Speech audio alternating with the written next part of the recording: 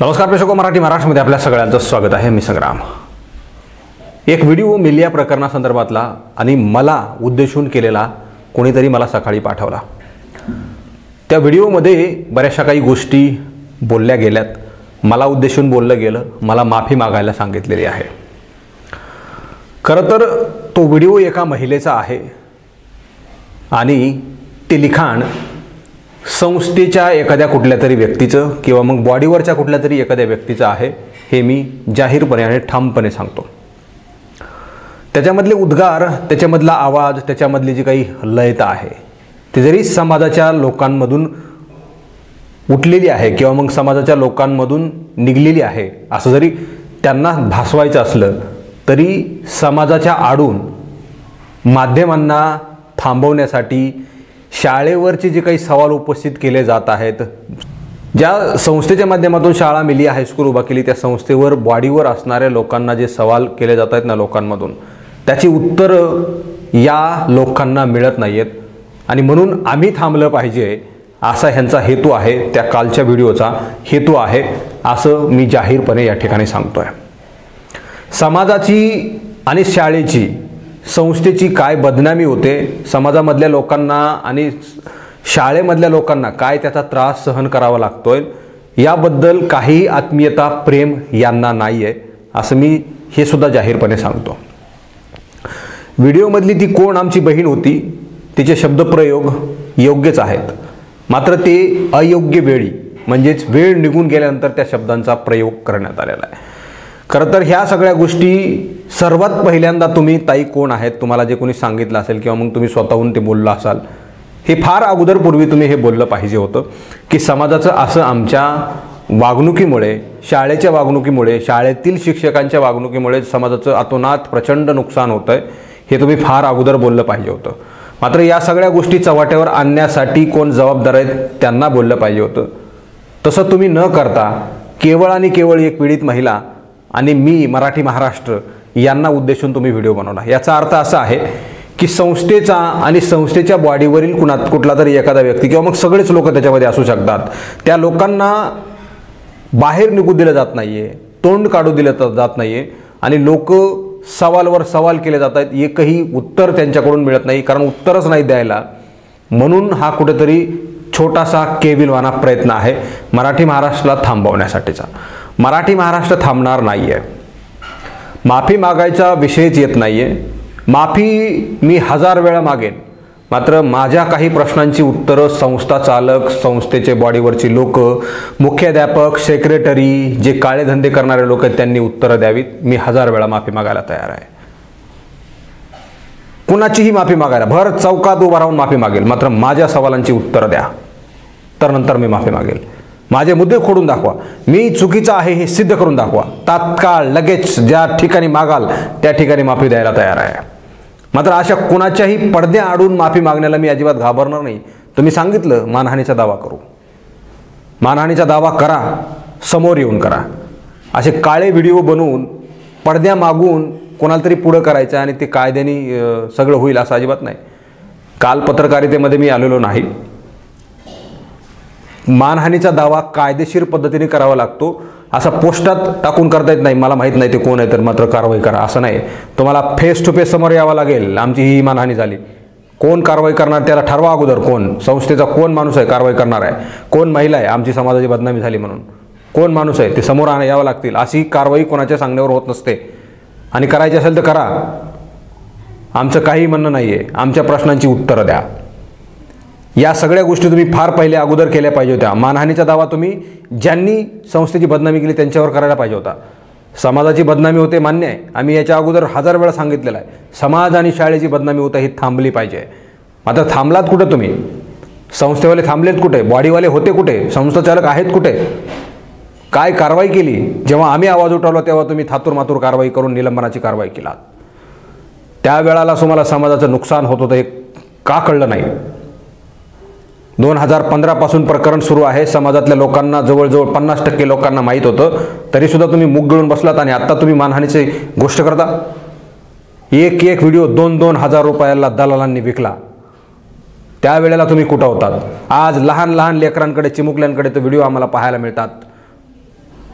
ती कोणाची मेहरबानी आहे? कोणी पाठीशी घातल्यामुळे या सगळ्या गोष्टी झाल्यात? संस्थेच्या बॉडीवरचे कोण लोक आहेत त्यांनी सगळे लोकांना पाठीशी घातलं? कोणते नेते पुढारी आहेत ज्यांना हे व्हिडिओबद्दल माहिती होतं त्यांनी महिलांकडून 4-4, 5-5 लाख रुपये घेतले? अशी जोरदार बीडमध्ये चर्चा आहे. कोण आहेत ते पुढारी?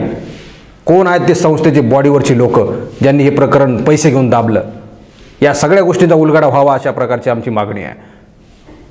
चर्चा जोरदार बीडमध्ये आहे. कुठेतरी समाजाची बदनामी होती हे आम्हालाही माहीत आहे. मुस्लिम समाजाच्या महिलांना तोंड बाहेर काढायला चान्स राहिलेला नाही आहे समाजामध्ये, हे आम्हालाही माहीत आहे. तुम्ही आज व्हिडिओ बनवून टाकलाय. आम्ही 15 दिवसापूर्वी सांगितलं होतं की समाजाचं अशा प्रकारचं नुकसान होत आहे, शाळेचं नुकसान होत आहे. त्यावेळेस तुम्ही कुठे होतात? आज तुमच्यावर कारवाईची टांगती तलवार आहे म्हणून तुम्ही काहीतरी खोडसाळपणा आणि केविलवाना प्रयत्न करताय काय? मराठी महाराष्ट्राने माफी मागावी किंवा मग मराठी महाराष्ट्रावर कारवाई व्हावी. कारवाईला सामोरे जायला आम्ही बिनधास्त तयार आहोत. ज्यांना कोणाला वाटत असेल त्यांनी आमच्यावर बिनधास्त कारवाई करावी. काही घाबरायचं कारण नाही.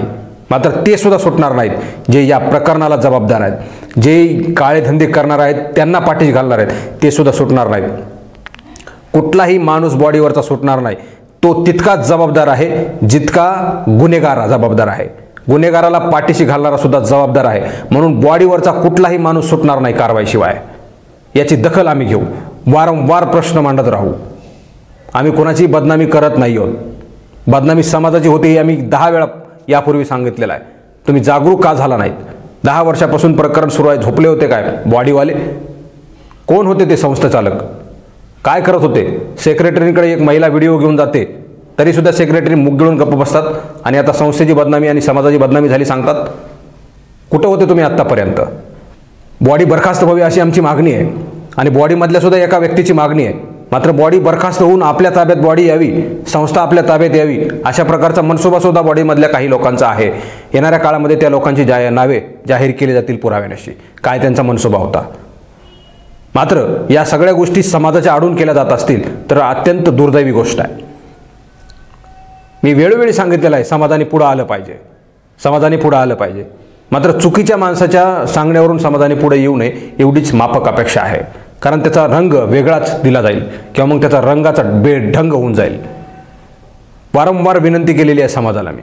शाळेची बदनामी होती, शाळा बंद पडायच्या मार्गावर आहे, तरीसुद्धा असा घाम म्हणजे ते घामाचं नावसुद्धा संस्थेच्या बॉडीवरच्या लोकांना येत नाही. काय करतात ही लोक?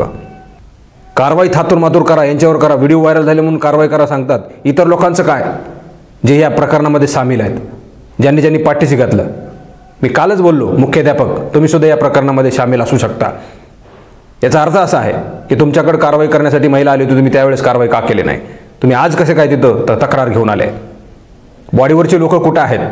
त्यांना मलिदा खायचा होता, त्यांना पैसे मिळत होते का? वॉरंट साईटवर व्हिडिओ विकून पैसे कमवलेत का? संस्थेला फंड येणारा तो कमी पडला होता का?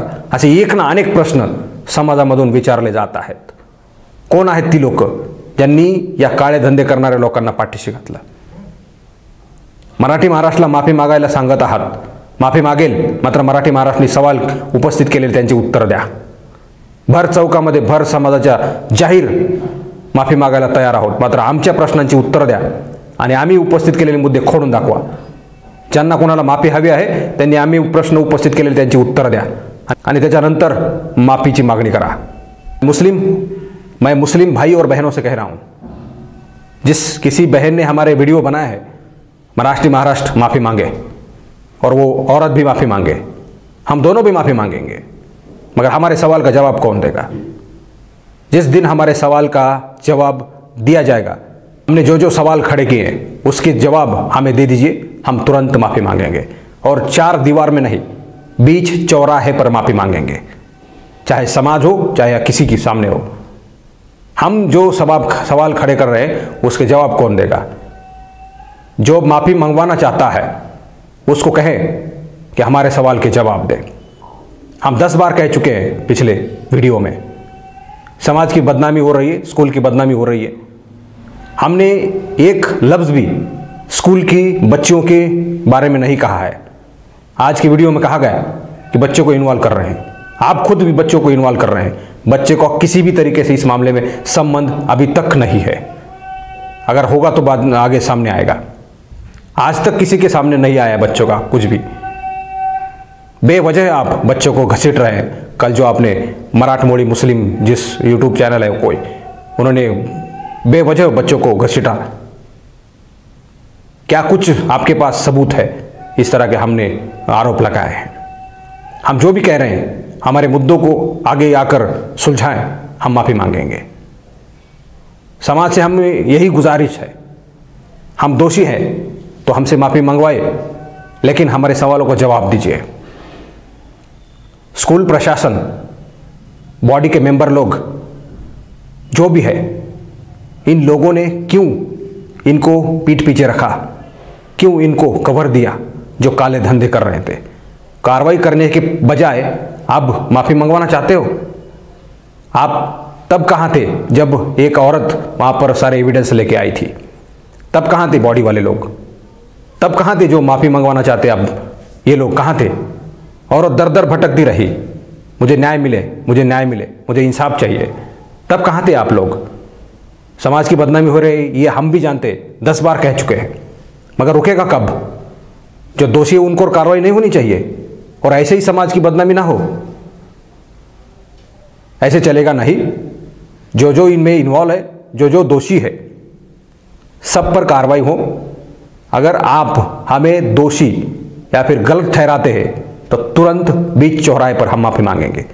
हमारे सवालों का जवाब दीजिए, तब हम माफ़ी मांगेंगे। माफ़ी मांगना कोई बड़ी बात नहीं है मराठी महाराष्ट्र के लिए। और स्कूल प्रशासन को ये लगता है कि ऐसे किसी वीडियो, ऐसे किसी धमकी या दम देने से मराठी महाराष्ट्र रोकेगा। बिल्कुल नहीं रोकेगा।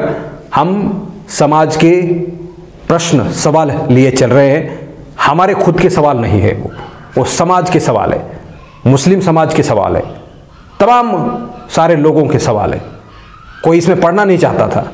और मराठी महाराष्ट्र पूरा इतिहास कच्चा चिट्टा जनता के सामने लाकर रहेगा। कोई चाहता है बॉडी डिसॉल्व हो और कोई एक राजा बने, उसको भी हम राजा बनने नहीं देंगे।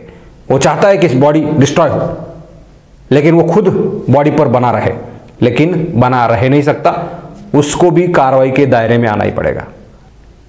हम ये नहीं कह रहे हैं कि स्कूल बंद हो जाए, लेकिन स्कूल में जो भी काला कांड हुआ उन सभी को सजा मिलनी चाहिए। उनको तो मिलनी ही चाहिए, बल्कि जो जो उनकी पीठ पीछे रहे, उनको कवर दिया, उन सब पर भी कार्रवाई हो, इस तरह की मांग हमारी है।